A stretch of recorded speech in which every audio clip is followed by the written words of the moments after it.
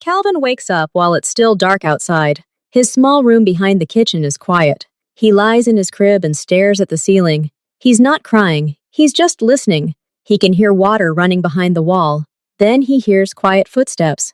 It's his mother, Naomi. Calvin turns his head toward the sound. He says, "Uh-huh." His mother doesn't answer. She's busy. Naomi is in the next room. She doesn't turn on the bright light so as not to wake her son. She got up very early. She's getting ready for work. In the dark, she irons her uniform, a dress and a white blouse. The steam from the iron rises in a warm cloud. Naomi thinks about the day. She has a lot to accomplish. And most importantly, don't make any noise. Calvin hears a familiar sound, the rustling of fabric. He knows what it means. Mom's seen I will be here soon. He starts kicking his legs. He kicks them on the crib. He calls louder. Naomi hears. She smiles. She hangs up her blouse and goes into her son's room. She leans over the crib. Her face appears in front of Calvin. She has fluffy blonde hair. "Good morning, my dear," she whispers.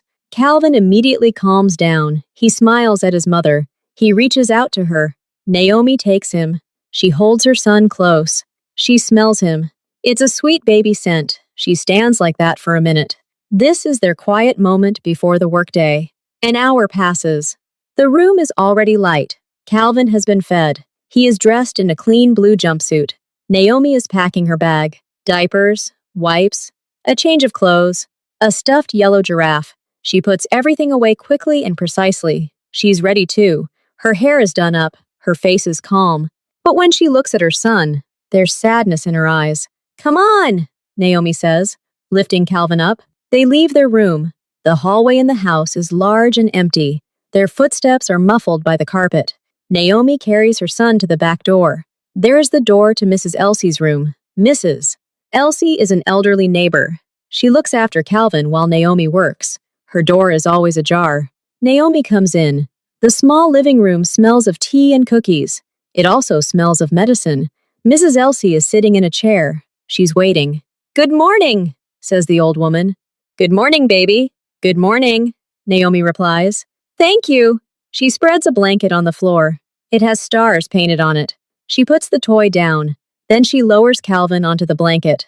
The boy picks up the giraffe and puts it in his mouth. Naomi squats down in front of him. She straightens his overalls. "Be a good boy," she says. Her voice is even, but her insides clench. "Mom will be back soon." She kisses her son on the head. Then she quickly gets up. She can't delay. Her heart aches as it always does. She feels like she's leaving him, and she feels guilty. Guilt for not being able to be with him all day. "See you later," she says to Mrs. Elsie and walks out. She doesn't look back. If she does, it will be hard for her to leave. The door closes. Calvin is lying on the blanket. He is chewing on a giraffe leg. He heard the door close. He freezes. Mom's scent is still there, but there are no Mom's footsteps. His face wrinkles. He is close to tears. But Mrs. Elsie begins to hum softly. Calvin listens. He calms down. He rolls over onto his tummy. Another couple of hours pass. Calvin is bored. He's seen everything. Mrs. Elsie is dozing in a chair. The room is bright from the sun. A beam of light falls from the window. It hits a glass vase. A sunbeam jumps from the vase onto the wall. Calvin looks up. He sees this movement. His eyes follow the spot of light. The sunbeam jumps along the wall. Then it descends to the floor. It ends up on the parquet floor in the hallway. The parquet floor in Jean's house always gleams. It's specially polished. It glistens like ice. A ray of sunlight hits this gleam, creating a bright, sparkling spot. Calvin freezes. He's never seen anything so beautiful. He really wants to touch this light. He pushes himself up on his arms.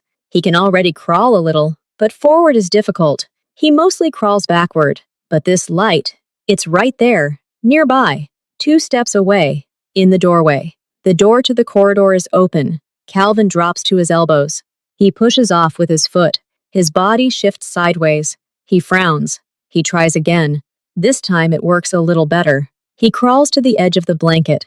His toes touch the floor. The floor is cold and smooth, not at all like the blanket. Calvin runs his hand over it. He likes it. He pushes off again and slides off the blanket. Now he's completely on the parquet floor. A sunbeam plays before him. Calvin reaches for it. He moves awkwardly, but he moves forward. A hand, a kick, another hand. It's slow, but the light is getting closer. The hallway is long. High walls, paintings. Calvin doesn't notice any of it. He sees only the light on the floor. A sunbeam guides him forward. He's already far from the room. It's very quiet here. You can't hear Mrs. Elsie or the clock. All you can hear is his breathing. He stops to rest. He rests his cheek on the parquet floor. From here, everything seems enormous. The chair legs are like trees. He sees his reflection in the shiny floor. A blurry spot. He pokes it with his finger. The spot blurs, but the sunbeam moves on. Calvin crawls again. His arms and knees are tired, but he wants to catch up with the light. He crawls past closed doors, past a large mirror. He doesn't look around. His goal is ahead. The hallway widens. It's now a foyer. The parquet flooring is laid in a pattern. The sunbeam is brighter and larger here. It bounces across the wooden squares. Calvin follows it straight to the center of the house. A sunbeam reaches the wall. It climbs up the dark door and disappears. Calvin stops. He looks at the spot where the light had just been. There's nothing there now, just a large door. He sits down. He is disappointed, but his eyes are already scanning the door. The door is large and dark. The handle is a shiny ball. This door is always closed. Always. That's the rule, but today the door isn't completely closed. There's a tiny gap between the door and the frame. A tiny one, about the width of a finger. A cool breeze wafts through the crack, and a strange smell wafts through. The smell of leather and wood. Calvin crawls closer. He presses his face to the crack. He tries to peer inside, but sees only darkness. His fingers find a crack. He scratches at the wood. Curiosity grows. He braces his hands against the door. The door doesn't move. It's very heavy. Calvin crawls away. He looks at the crack below, near the floor. He is small and thin. He crawls again. He puts his shoulder to the crack. He tries to stick his head through. It doesn't work. He pushes his feet against the floor, groaning. His blonde curls crumple. And suddenly his head goes through. Then his shoulders slip. One more effort, and his whole body is on the other side of the door. At first, he simply lies on the floor and breathes. The room is very quiet. The air is different. It smells of books, leather, wax, and also of some kind of sharp, clean scent. Calvin looks up. He's in a large room. The tall windows are curtained. The light is dim. In the center stands a huge desk. Behind the desk is a large leather chair. It's turned upside down. Bookcases line the walls. A painting with dark spots hangs on the wall. Nothing bright, nothing soft. Everything is stern and alien. Calvin isn't afraid. He's curious. Everything here is different from his home. He crawls forward toward the table. He crawls up to it and looks up. The table is very high. On the table are papers, a computer, and a heavy stone ashtray. But Calvin is drawn to the space under the table. It's dimly lit and cozy. He crawls under the table. It smells of dust and wood. And then he sees another ashtray on the floor. It's round, metal. It's cold. Calvin touches it. It's smooth. He grabs it with both hands. It's heavy, but he lifts it. The metal is cold in his hands. He sits down under the table. He hugs his new find. He taps it with his finger. The sound is soft and clear. He likes it. He twirls the ashtray in his hands. He's already forgotten about the sunbeam. He's forgotten about the long journey. He has a new toy in a new world. He's happy. He doesn't know that his quiet adventure is about to end. Calvin sits under the table. His new world is the space between four thick wooden legs. Almost no light penetrates here. It's cool and quiet. A metal ashtray rests on his lap. It's round and heavy. Its surface is perfectly smooth, polished to a mirror shine even here in the dust. He runs his palm over it.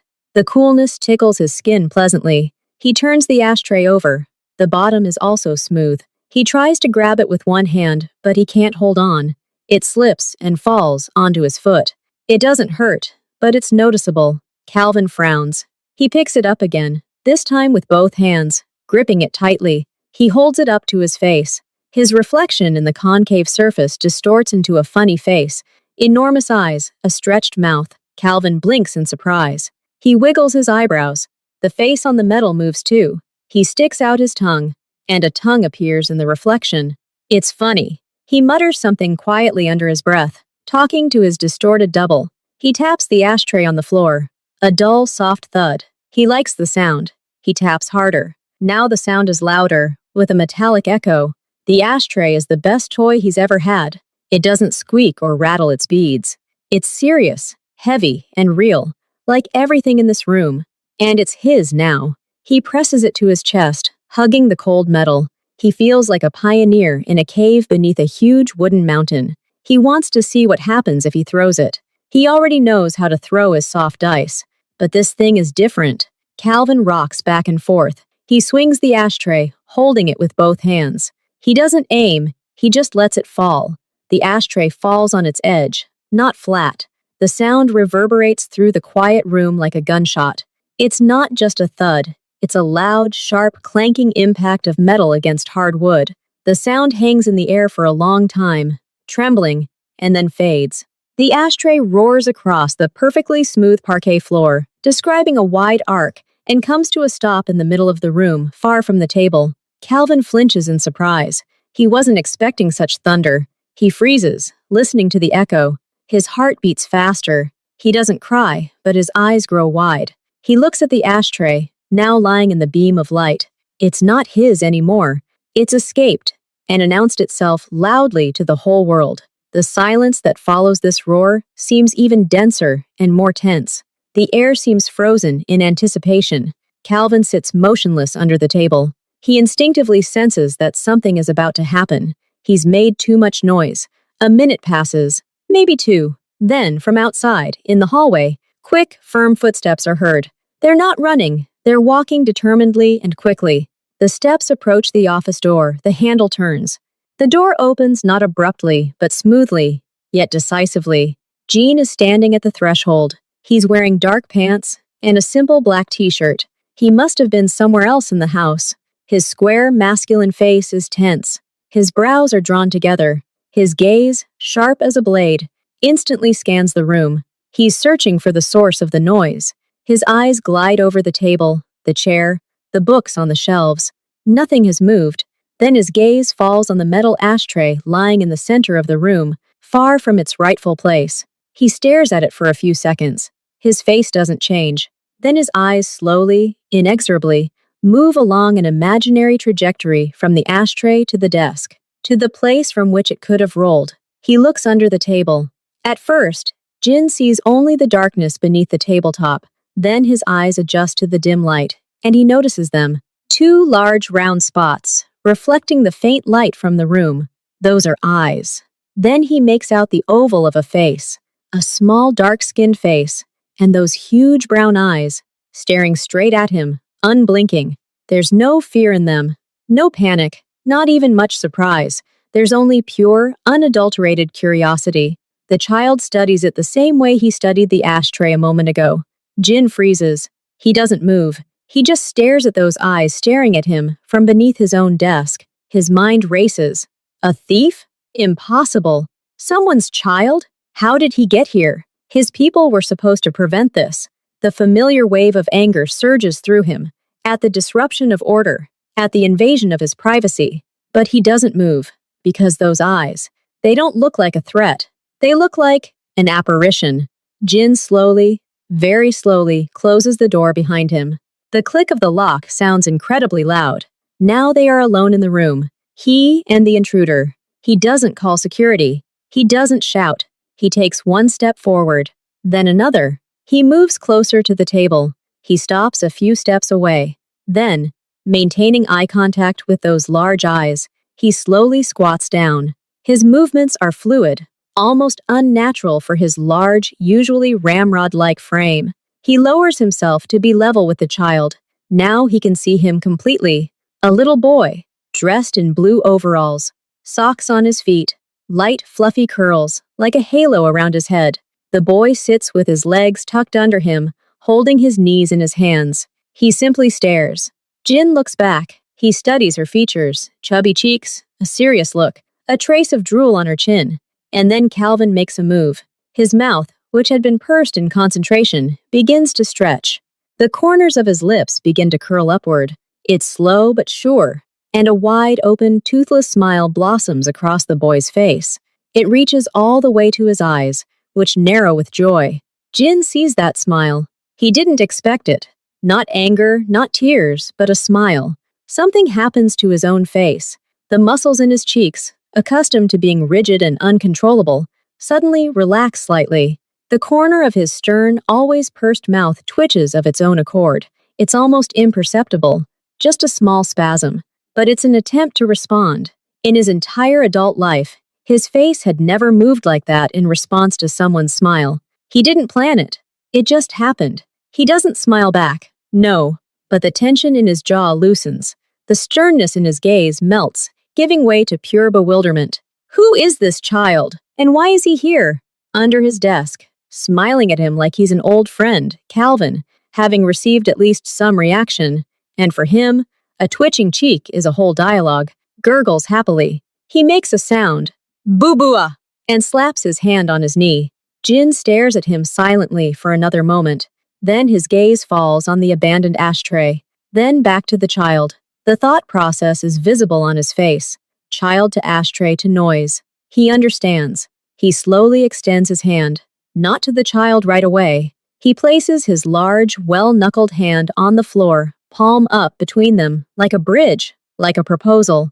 Calvin looks at the hand. He leans forward, losing his balance, and uses both hands to support himself. He crawls closer to the large palm. He pokes it with his index finger, curiously.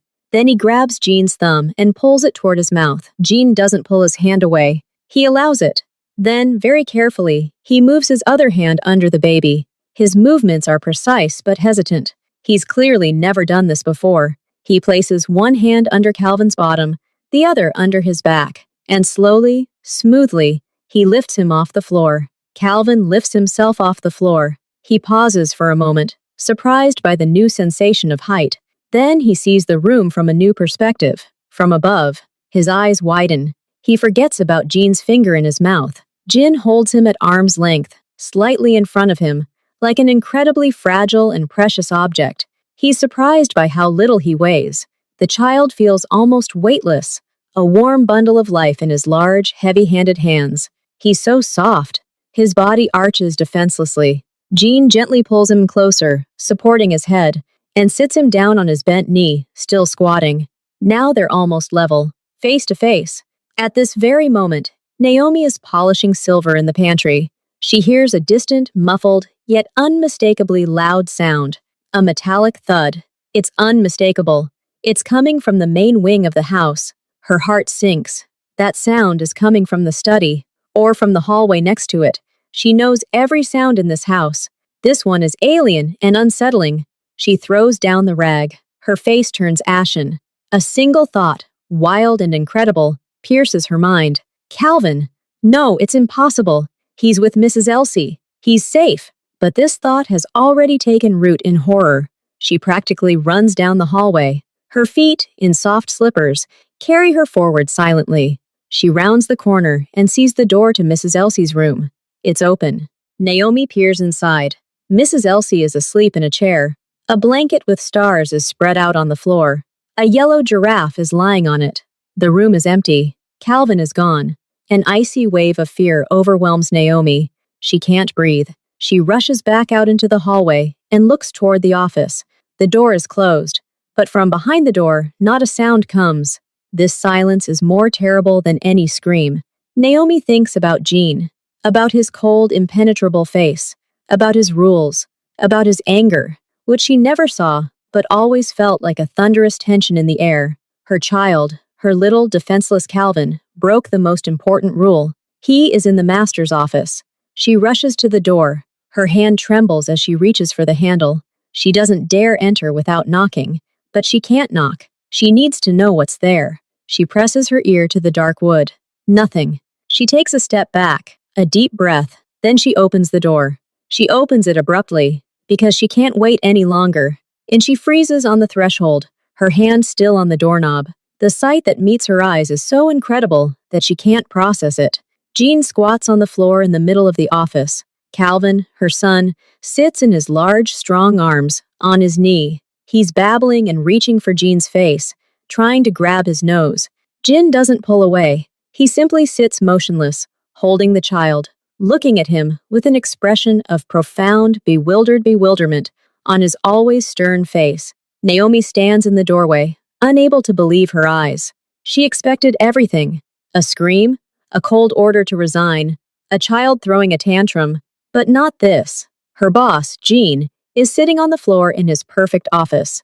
He's squatting, his posture a little awkward, as if he's unsure how to do it properly. But his hands hold Calvin firmly, yet gently. One palm completely supports his back, fingers gently cupping his ribs.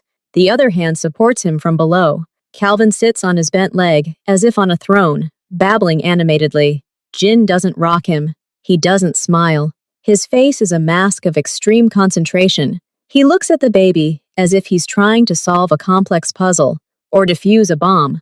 But there's no menace in this concentration. There's caution, as if he's afraid to make a wrong move and break something. Calvin seems to be feeling fine. He's tired of reaching for his nose, and now his attention is drawn to the shiny clasp on Jean's cuff. He taps it with his fist. Naomi can't move. She's afraid any movement will destroy this fragile, incredible world. She just watches. Jin notices her first. He looks up from the child and across the room at her. His gaze is still serious, but it lacks the usual detachment. It holds a question. He doesn't get up. He continues to sit on the floor with Calvin in his arms. "Is this yours?" Jin asks. His voice is quiet. He doesn't raise his voice. There's no anger in his voice. It sounds ordinary, and that makes it even stranger. Naomi nods, the words catching in her throat. She takes a step forward, then another. "Yes, Mr. Kim, this is my son, Calvin.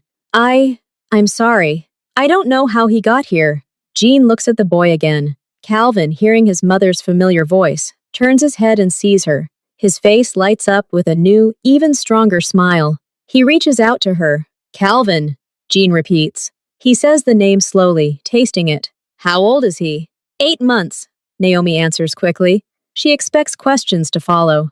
"Where is the father? Why is the baby here?" But Jean only nods again, as if he's just received important technical information. Naomi can't remain silent any longer. She must explain herself before she's driven away. "The nanny, the woman who looks after him, she didn't come today. I took him to the neighbor, Mrs. Elsie. She lives in the outbuilding. He must have learned to crawl. Better than I thought. And," her voice breaks. She looks at her son in her boss's arms, and fear squeezes her throat. "He probably crawled out. I didn't hear. I'm so sorry. It won't happen again." She falls silent. She's prepared for anything. For a reprimand. For dismissal. She expects his face to darken, his brows to furrow, and he'll order her to put the child away immediately and clean up herself. Jean listens to her without interrupting. His gaze moves from her frightened face to Calvin's satisfied one, who has now found a new amusement, tugging at the collar of his t-shirt. "Where are his things?" Jin asks after a pause. The question is so unexpected that Naomi blinks. "Things? A blanket, toys, whatever he needs," Jin clarifies, as if discussing the logistics of an important shipment. At Mrs. Elsie's. In the room," Naomi answers, not understanding. Jean climbs up carefully, gently, so as not to startle the child. He holds Calvin in his arms, and the boy, at a great height, grabs his shoulder. "Bring them here," Jean says. His tone is not commanding, but businesslike. Naomi looks at him without moving. "Here? To the office?" she asks again. Sure she's misheard. "This way," Jean confirms. He turns slightly, looking around the room. His gaze stops on the far corner, to the right of the window. There's no draft from the door there, and the light from the window isn't direct, but diffused. "There, and put something soft under the blanket. A rug." He doesn't ask if she agrees. He simply states the fact, as if it were the most sensible decision in the world. Naomi still doesn't believe it. She nods automatically and slips out of the office. Her feet carry her to Mrs. Elsie's room. Her mind is blank with shock. When Naomi returns, clutching a star print blanket, a yellow giraffe, a diaper bag, and a small throw, the scene is almost unchanged. Jean is standing at his desk. He's holding Calvin in his arms, but not quite as tensely. He simply stands there, while Calvin gazes out over the room with interest. "There!" Jin nods his head towards the chosen corner. Naomi goes there. She spreads a blanket on the floor and a quilt on top. She puts a toy on top. It becomes a small but cozy island. She looks around at Gina, asking with her eyes if everything is right. Jean approaches. He crouches again and carefully lowers Calvin onto the blanket. Calvin, finding himself on the familiar fabric, immediately rolls over onto his tummy and reaches for the giraffe. Jean stands up. He looks at this makeshift children's corner in his austere office. It looks strange. A foreign body. Keep him away from the table and the doors, he tells Naomi. His voice returns to its normal, even tone. And keep it quiet. He doesn't say or. He simply states the terms. And nodding, he goes to his chair. He sits down at the table, turns away from them, and turns on the computer. That's the end of the conversation. Naomi stands next to the blanket, still stunned. She looks at her son. He's perfectly safe. He's in Jean's own office. She doesn't know what to make of this. Is this a favor, or simply the most logical solution to the problem, so as not to interrupt the workday? She hears papers rustling behind her. Work continues. She has responsibilities too. She can't stand here all day. She leans over to Calvin, kisses his head, and whispers, "Just sit here quietly. Do you hear? Mom's here." Then she leaves the office, leaving the door ajar. She needs to finish polishing the silver. Every 5 minutes, she creeps up to the door and peers inside. Calvin is playing with the giraffe. He's sitting on a blanket, mumbling something. Jean is sitting at the table, staring at the computer screen. They don't look at each other. They simply exist in the same space. This is the strangest work shift of her life. Her main responsibility now is not only cleanliness, but also the peaceful existence of her son, 20 meters away from the boss. An hour passes. Naomi is almost finished in the kitchen. She approaches the office door again. Jin is talking on the phone. His voice is low and businesslike. He speaks Korean. He discusses figures, deadlines, deliveries. His face is focused. But Naomi notices one detail. He's not sitting upright, as usual, but with his chair slightly angled, so that he can see Calvin's corner out of the corner of his eye. And every few minutes, his gaze, gliding past his interlocutor in the window or over the papers on the desk, involuntarily drifts there, to the colorful blanket. Calvin was tired of the giraffe. He crawled across the blanket to its edge. He reached the edge of the blanket and reached his hand out to touch the cold wood of the parquet. "No!" Jin's voice comes firmly, still in Korean, but the word sounds the same in any language. Calvin stops and looks at him. Jin isn't looking directly at him. He's still talking into the phone, but his hand, holding the pen, makes a short, jerky gesture of back. Calvin, intrigued, sits up and looks at the pen. Jin ends the call and hangs up. He looks at the baby. Calvin looks at him. They just look at each other again. Then Calvin makes a bored noise and flops down on his butt. After another half hour, Calvin gets bored. He starts to act up, quietly at first, then louder. He doesn't cry, but he whines and whines, demanding attention. He abandons the giraffe and crawls to the edge of the blanket. He wants to explore further. Naomi, hearing this from the hallway, freezes in horror. She's about to run in and get him, but stops. Jin puts the papers down. He looks at the whining child. His expression doesn't reflect irritation, but rather practical puzzlement. There's a problem, and it needs to be solved. He looks around his desk. There are no toys here. His gaze falls on the pen. Expensive, heavy, made of dark metal, with a lacquered finish. He uses it every day. It's just a tool. He takes it. Then he stands up and walks over to the blanket. He doesn't sit next to him. He stands over Calvin and holds out the pen to him, holding it by the cap. Calvin stops whining. His eyes light up. A shiny new thing. He grabs it with both hands. The handle is heavy, almost like that ashtray. It's cool and smooth. Jean lets go of it. Calvin immediately tries to put it in his mouth. He works hard at it, licking the metal. Then he starts tapping it on the floor. A dull, soft thud. Jin watches as his prized possession becomes a child's toy. He says nothing. He simply returns to his desk and sits down to work again. Now, in addition to the creaking of the chair and the rustling of papers, a steady, methodical tapping can be heard in the office. Tap, tap, tap.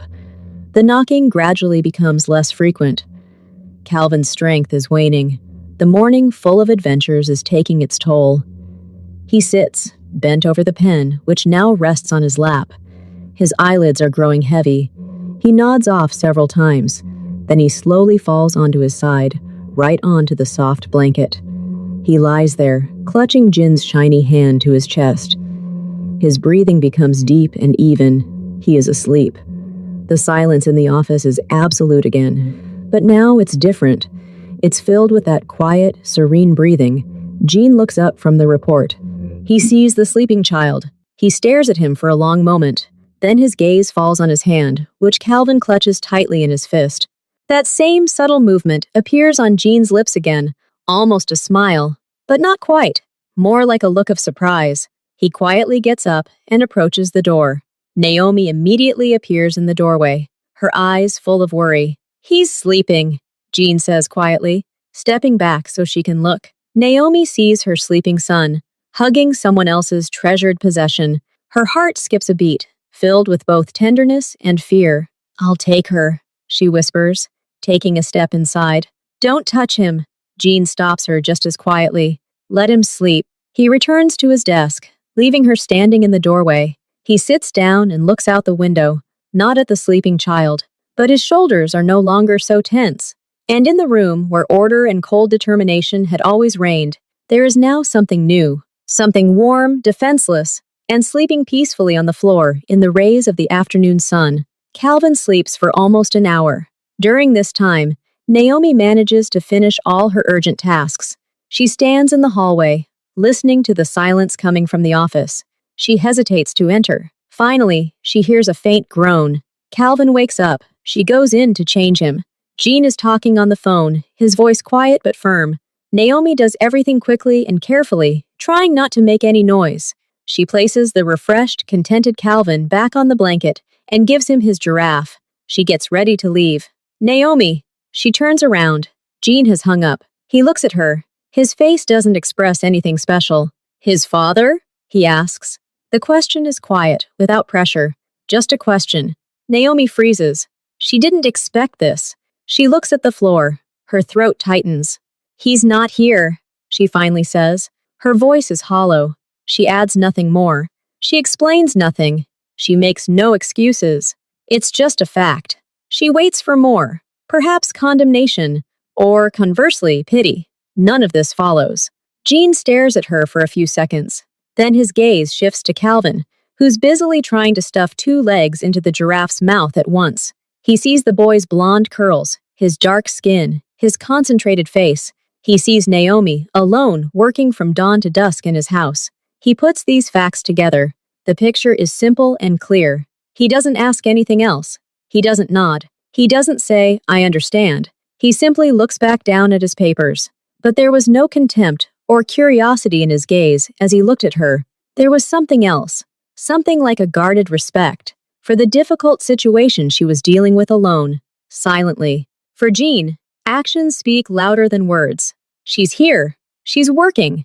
The child is here and quiet. That's enough. The rest is none of his business. Naomi exhales. She feels a weight lifted from her soul. She quietly leaves the office. She's no longer afraid. There's some strange silent agreement now. The next morning, Naomi wakes up again before dawn. She gets ready for work again. But today her heart is lighter. She still takes Calvin to Mrs. Elsie. But today she says to her, "Please make sure the door to our corridor is closed. He's gotten very fast." She kisses her son and leaves. He spent the whole day yesterday in his office, and nothing terrible happened. On the contrary. But she can't count on it happening again. She begins work. A couple of hours later, she hears a familiar sound. Mrs. Elsie's quick, frightened footsteps in the hallway. "Naomi! He's back!" I turned away for a second. The old woman is terrified. Naomi isn't scared anymore. She's almost sure where he's headed. She goes to Jean's office. The door is tightly closed today. She knocks.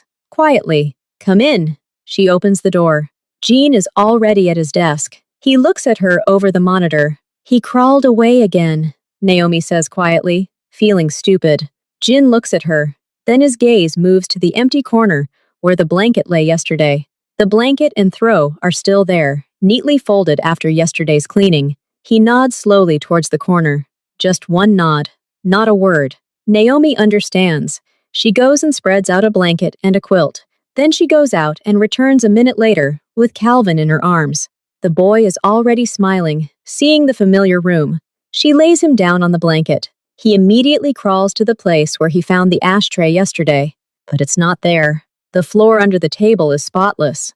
"I'm working," Jean says, sounding less like a complaint and more like a statement of fact. He dives back into his paperwork. Naomi exits. History repeats itself. But today, it's not an accident. It's almost routine. On the third day, everything changes. Naomi simply doesn't take Calvin to Mrs. Elsie's. After breakfast, she takes him by the hand, he's already trying to get up, and leads him straight to Jean's office. She knocks. "Come in." She enters. Jean looks at her, then at the child. "Mrs. Elsie can't look after him today," Naomi says. It's not entirely true, but she doesn't want her son to frighten the old woman again by running away. And, surprisingly, she doesn't want to disrupt what's begun to take shape here. Jin looks at them.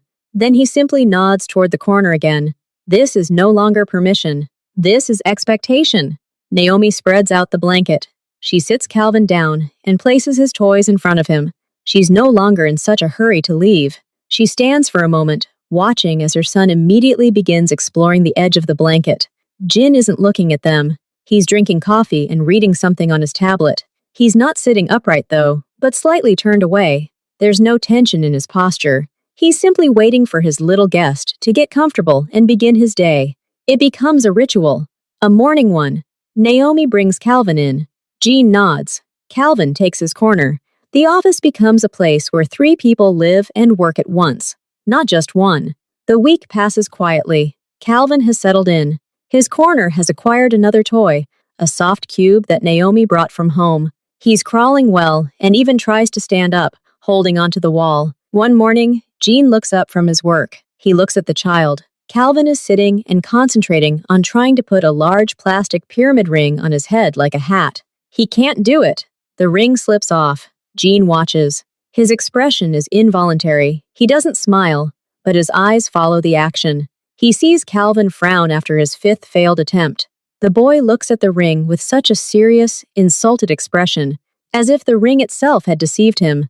This expression of childish indignation strikes Jin as incredibly funny. The corners of his lips twitch again, this time more forcefully.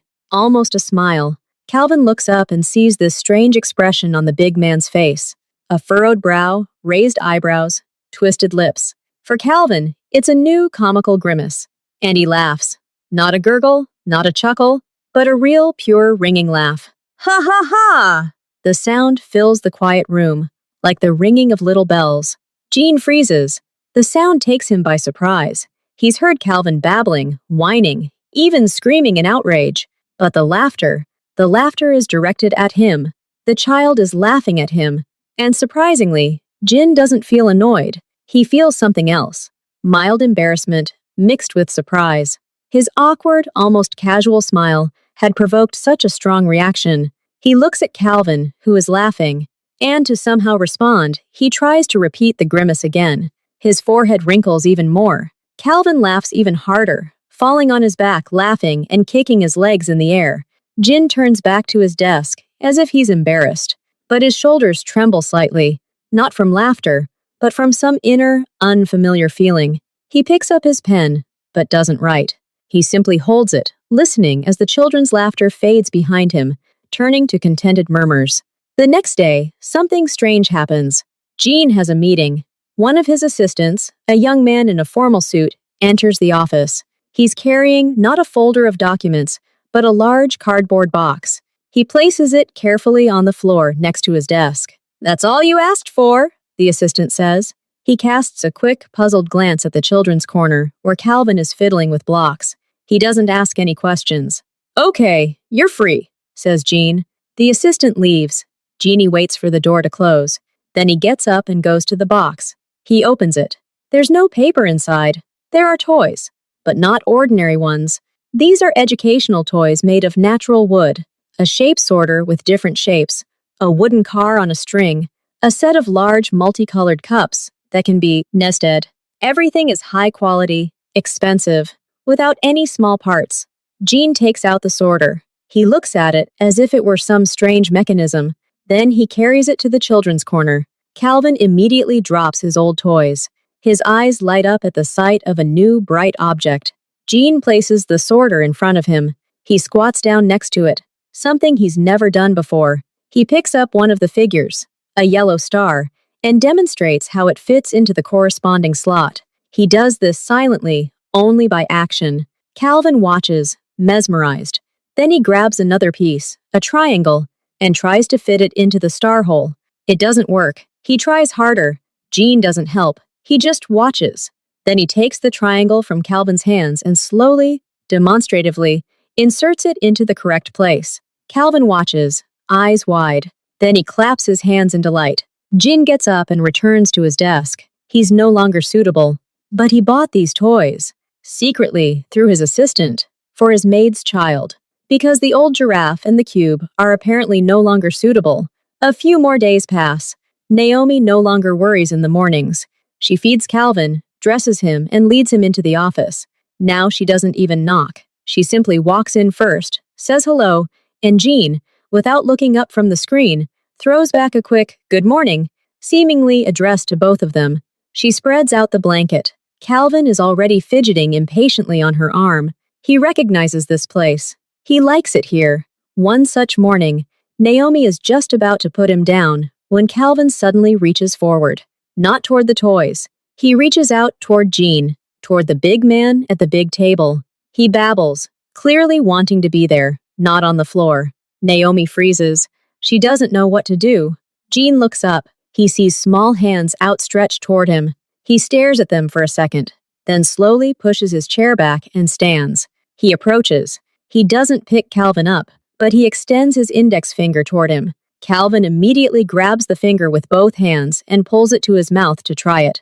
"No," Jean says calmly. He doesn't pull his finger away, but tightens it slightly so the child can't put it in his mouth. "It's dirty." Calvin frowns, but doesn't let go of his finger. He just holds onto it like an anchor. Naomi watches this scene, and a warm, calm feeling blossoms in her chest. Not fear, not apprehension, but trust. She trusts this stern, silent man with her son. And her son, the most honest creature in the world, already trusts him, reaches out to him. She slowly lowers Calvin onto the blanket, and he finally lets go of Jean's finger. Jean looks at his hand, then at the baby. "He's active today," he tells Naomi, as if he's giving an important report. "Yes," she smiles. "He got enough sleep." Jean nods, taking this information into account. Then he returns to his desk. Naomi goes out to begin work. For the first time in a long time, she feels truly calm. Her child is not just safe. He is where, it seems. He is even welcomed. The workday is drawing to a close. The sun is no longer so bright, its light falling on the office floor in long orange stripes. Calvin is tired. He no longer plays with wooden sorter and sits surrounded by multicolored cups, quietly muttering something under his breath. Naomi has finished her chores. She stands in the doorway, hesitant to enter and break the silence. She sees Jean push the keyboard away from him. He looks at the child in the corner. Then his gaze shifts to Naomi. "You can stay late today," he says quietly. It's not an order, more like permission, or even a suggestion. Naomi nods and cautiously enters. She sits on the floor next to her son, leaning her back against the wall. She's tired. It's nice to just sit. Jin gets up from the table. He doesn't go to them. He goes to the window and looks at the sunset.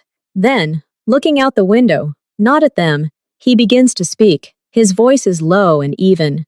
"Once upon a time there was a tiger," Jin begins. "He was very strong and lived alone in a large forest." Calvin stops mumbling. He turns his head toward the voice. His eyes are wide. "Everyone was afraid of him," Jin continues. He speaks slowly, choosing simple words. "Because he roared loudly, and he walked alone. But one day, the tiger found a little chick that had fallen out of the nest." Naomi listens, surprised. She's never heard Jean say anything unrelated to work, and certainly not fairy tales. "The chick wasn't afraid of the tiger," Jean says. He turns and looks at Calvin. He looked at him and squeaked. The tiger didn't know what to do. He could have gotten away, but he didn't. Calvin sits motionless, absorbing every word, though he hardly understands the meaning. He is mesmerized by the rhythm and timbre of the voice. "The tiger lay down next to the chick and warmed it, and in the morning he carried it back to the nest." The genie finishes the story. He doesn't add a moral. He simply finishes. That's it. He looks out the window again. The story is short and simple, but after it, a special, warm silence hangs in the room. Calvin finally blinks. He makes a sound, ta-ta, as if asking, "So what happened next?" Jin turns around. He sees the child's expectant face. The corners of his lips twitch. "That's it," he repeats. "End of story. Time to sleep." Naomi smiles. She feels a gratitude she can't express in words. She picks up a sleepy Calvin. "Thank you, Mr. Kim," she says quietly. Jean simply nods, returning to his desk, as if he'd just been discussing the weather. But that evening, that brief tale of the tiger and the chick, will forever remain in Naomi's memory as a moment of pure, unexpected humanity. Another week passes. Calvin is teething. He's more fussy, waking up frequently during the night. After lunch, in the middle of Jean's workday, the little one, having played enough, simply falls asleep right on the blanket, his face buried in the stuffed teddy bear Jean recently added to the collection. His assistant brought it in an opaque bag. Naomi pops into the study to pick up her son for his afternoon walk. She sees that he's asleep. She doesn't want to wake him. She quietly approaches, carefully picks him up, and carries him to their room. At that moment, Jin ends the phone call. He sees her. He sees the sleeping child. He raises his hand, gesturing for her to stop. "Don't wake me," he whispers. He gets up himself. He approaches the sleeping Calvin. He looks at him as if assessing the task. Then he crouches. His movements, as always, are precise and deliberate. He carefully slides one hand under the child's head and shoulders, the other under his bottom and legs. He does this slowly, trying not to disturb his sleep. His face regains the concentrated expression it had on the first day. He lifts Calvin. The boy frowns in his sleep, muttering something, but doesn't wake up. He turns over and presses his cheek against Jean's chest, burying his nose in the fabric of his shirt. Jean freezes. He stands in the middle of the office, holding the sleeping child in his arms. He doesn't know what to do next. He looks at Naomi. Naomi understands. She comes closer and says softly, "I'll take him to his crib." Jean nods. He takes a step toward her, then another. He doesn't hand over the child like one would pass an object. He holds him out to Naomi himself, allowing her to take him while he still supports him. It's an awkward, dance-like gesture, full of caution. Finally, Calvin is in his mother's safe arms. Jean steps back, his hands falling to his sides. A small wet spot from the baby's drool remains on his dark shirt. He looks at it, then at Naomi. "He's sleeping soundly," he says, as if this is an important report. "Yes," Naomi smiles. "Thank you." She leaves, carrying her son. Jin stands in the middle of the room for a moment, staring at the empty blanket. Then he slowly returns to his desk. He doesn't wipe the stain on his shirt. Meetings sometimes happen at Jin's house. Not often, but they do happen. They usually take place in the living room. But today, a new potential partner came to see him, a man with a loud voice and a brusque manner. And for some reason, Jin asked him to come into the study. Naomi, hearing a loud, unfamiliar voice in the hallway, became alarmed. She approached the slightly open office door. She saw that Calvin, tired from his morning games, had fallen asleep again, curled up in his corner. The genie and the guest are sitting at the table. The guest does most of the talking. He speaks loudly, slapping his hand on the table for emphasis, his voice harsh and piercing. He talks about money, risks, and profit. His voice cuts through the silence. Calvin jerks in his sleep. His face wrinkles. He tosses and turns, but doesn't wake up. Jin listens silently, his face unreadable.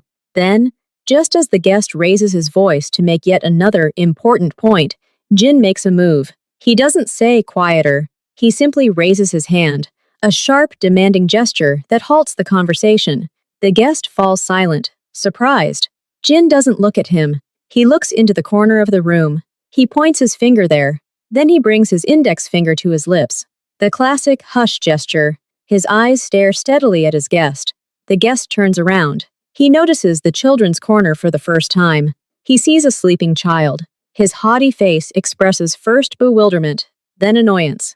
"Sorry, I didn't know," he begins, lowering his voice to a creaky whisper. Jean doesn't answer. He simply waits for his guest to calm down. Then he nods, allowing him to continue. The rest of the conversation is almost whispered. The guest looks tense and uncomfortable. Jin, as always, is calm and collected. When the meeting ended and the guest left, Naomi, standing outside the door, felt a shiver run down her spine. This wasn't a show of concern. It was something deeper, a principle. In his house, in his space, there were rules. And one of the new rules was silence when the baby was sleeping. No loud business conversation was worth breaking this rule. It was a protection. Wordless, but absolutely clear. Jean's office has become a strange hybrid.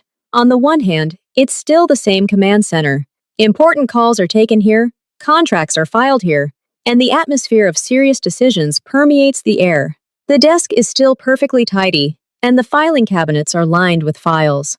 On the other hand, a child now lives here. A bright blanket lies in the corner. Wooden toys are scattered about. Sometimes you'll find a plastic car rolled under the table. The air sometimes smells not only of coffee and leather, but also of baby powder. These two worlds exist in parallel, almost without intersecting, but no longer interfering with each other. Jean might be discussing a complex financial matter on the phone, while Calvin loudly bangs a hammer from a toy set, a gift from an assistant who now carries out strange errands without question. Jean doesn't ask him to stop. He simply speaks a little louder into the phone. Naomi, cleaning her office in the evening, dusts the expensive figurines while simultaneously packing away the building blocks. She vacuums the carpet next to her desk chair and wipes away the marks left by small, sticky fingers on the glass surface of her low table. Sometimes, when Jean is deep in thought, looking out the window, his thoughts are interrupted by a soft babble. He turns around and sees Calvin, holding onto the wall, taking his first tentative steps along it, his tongue lolling out in earnest from the effort. Jean doesn't approach or help. He simply watches. And when Calvin finally reaches the corner of the couch and collapses triumphantly onto his butt, Jean nods with satisfaction and returns to his thoughts. This coexistence became natural. The house grew larger. It became more than just a place for a child. It became a place for a life that wasn't bound by schedules or contracts, yet somehow had a right to exist. One evening, everything turned out differently. Naomi had a headache, a severe one. She could barely stand. She came to pick up Calvin in his office, pale, and Jean noticed it immediately. "What's wrong with you?" he asked, looking up from his papers. "Migraine," Naomi said simply, pressing her palm to her temple. "Sorry, I'll take him and go to bed." She bent down to pick up Calvin, but the world swam before her eyes. She staggered. Jin stood up quickly. He didn't support her, but his hand instinctively reached forward. "Sit down," he said firmly, pointing to the sofa by the wall. Naomi sat down on the sofa without arguing. She felt unwell. Jean looked at her, then at Calvin, who, sensing the tension, began to whine. Normally, in a situation like this, Jean would have called someone, or simply ignored them, leaving people to deal with their own problems. But that wasn't working now. He walked up to Calvin and picked him up. The boy calmed down, burying his face in his neck. "Lie down," Jean said to Naomi. "I'll sit with him." He didn't ask. He stated. He sat Calvin down on the floor next to him and picked up a book. Not a business book, a regular picture book he'd brought over once. Again, through an assistant. He opened it and began showing the pictures, naming the objects in a flat, monotone voice. Car, dog, house. Naomi lay with her eyes closed, listening to that voice, to Jean's even, calm murmur, and her son's contented babble. The pain slowly receded, not just because of the darkness and peace, but because of the feeling that she wasn't alone, that someone cared about them.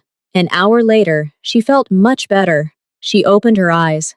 The sight she saw touched her deeply. Jean sat on the floor, leaning his back against the sofa. He wasn't asleep, but his eyes were closed. His head was slightly tilted back, and on his chest, sprawled out like a little kitten, slept Calvin. One of the baby's arms was resting on Jean's shirt, the other clutching the hem of his jacket. Jean unconsciously supported the baby's back with one hand, even in his sleep. In this quiet room, in the light of the table lamp, they looked like a family. That unplanned, strange, silent family that had formed spontaneously from the fragments of 3 lonely lives. Naomi didn't move. She was afraid to disturb this moment. And in that moment, She realized what Jean had perhaps already realized long ago. He no longer simply tolerated the child's presence. He didn't simply fulfill some strange duty. This presence had become important to him. The silence in his house, that absolute controlled silence he so treasured, would now seem empty and lifeless. His study, without the babble, without the clacking of wooden blocks, without that quiet snore in the corner, would be just a room. And so it was a place where life lived, where he was expected, not for business, just like that. He opened his eyes. They met Naomi's. He didn't flinch or change his position. He simply nodded to her, carefully, so as not to wake the child. "Better?" he asked quietly. "Yes," she answered just as quietly. "Thank you." He nodded again. Then he rose carefully, still holding the sleeping Calvin. He walked over and handed him to Naomi. This time the gesture was more confident, more fluid. "Go and rest," he said. "You don't have to start early tomorrow." He said this not as a kind host, but as someone simply concerned with logistics. For everything to run smoothly, the maid needed to be healthy. But Naomi saw more. She saw the way he looked at her son's sleeping face as he handed him over to her. His gaze lacked the usual sternness. There was something calm and familiar there. She left, carrying her son. Jean was left alone in his office. He walked over to his chair but didn't sit down. He looked at the empty corner, at the scattered toys. Then he looked at the quiet, dark house outside the window.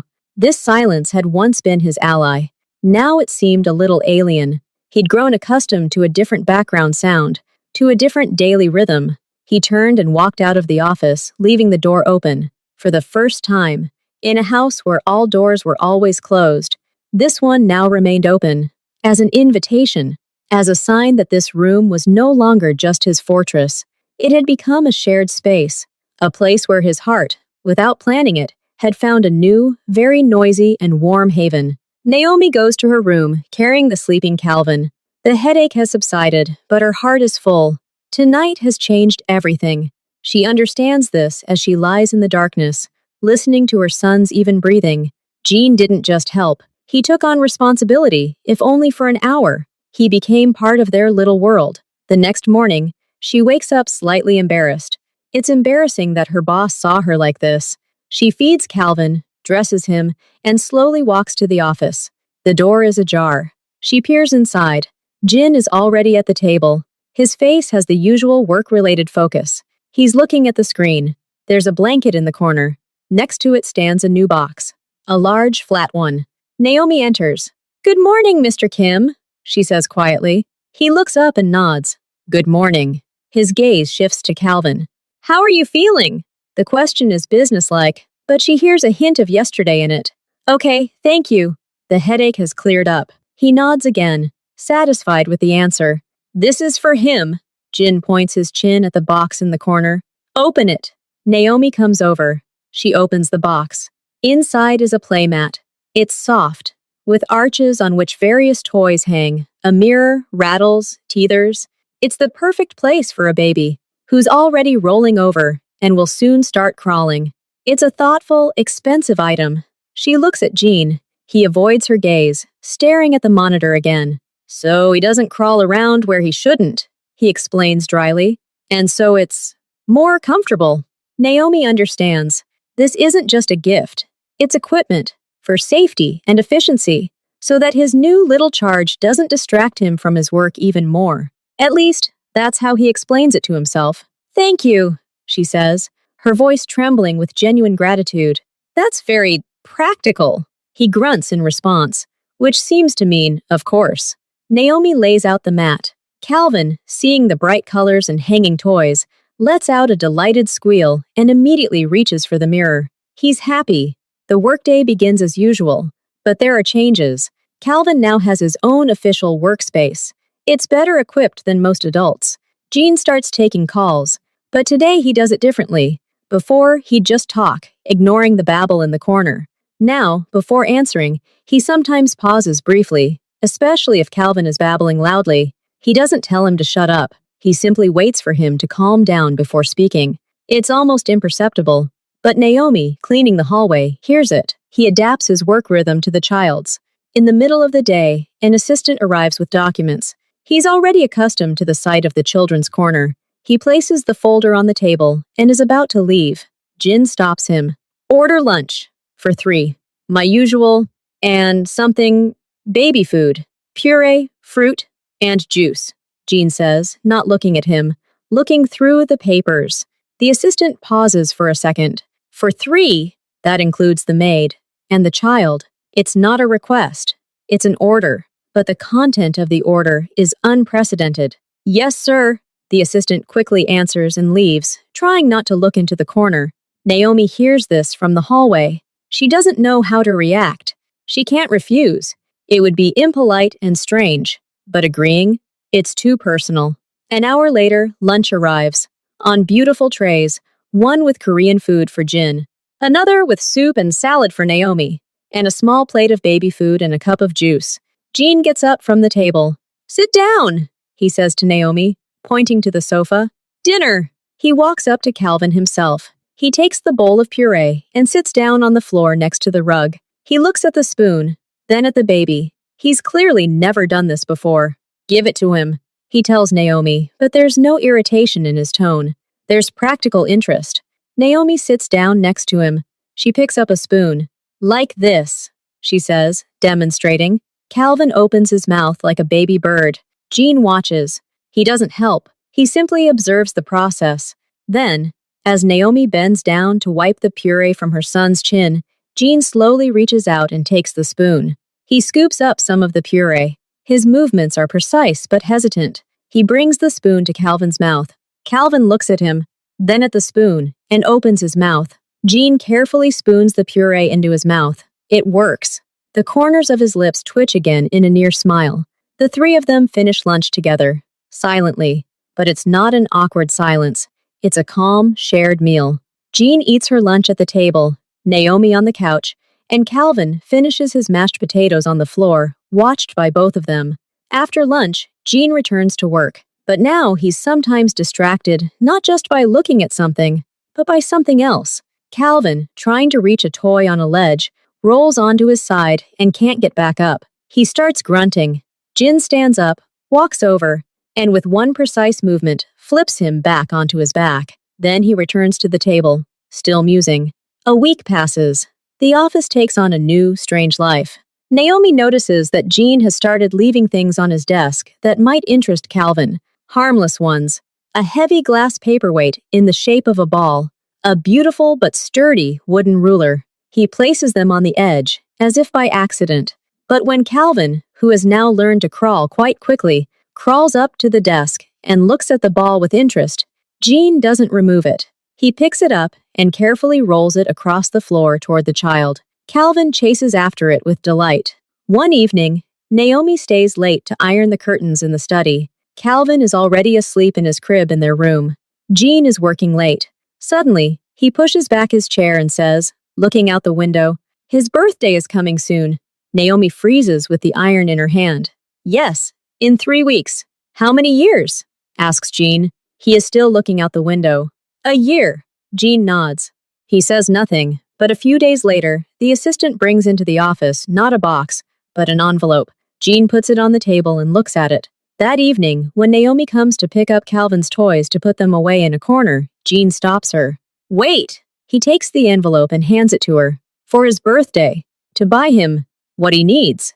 There's money in the envelope. Not a huge amount, but significant. More than her weekly salary. This isn't a handout. It's a payment. A 1-year-old needs a lot of things. Clothes, shoes, maybe a new stroller.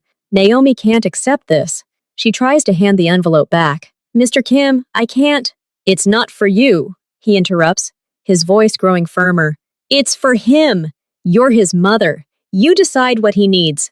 Just buy it. He says it as if he were giving a business order, impartially but insistently. She understands that arguing is pointless, and she understands the subtext. He doesn't want to give her a toy she might not like. He trusts her to choose the best. This is the highest form of respect. Thank you, she says quietly, clutching the envelope in her hand. Thank you very much. He nods and returns to his papers, closing the subject. On the eve of her birthday, Naomi decides to bake a small cake, a simple sponge cake. She does it in the kitchen that evening. Calvin sits in his high chair and watches. Jean passes by on some errand of his own. He stops in the kitchen doorway and watches. Cake? He asks. Yes, for tomorrow. A very small one, Naomi explains sheepishly. He watches her actions, then at Calvin's intrigued expression. Then he leaves. But half an hour later, he returns. He's holding a small box. He places it on the table next to Naomi. Candles, he says.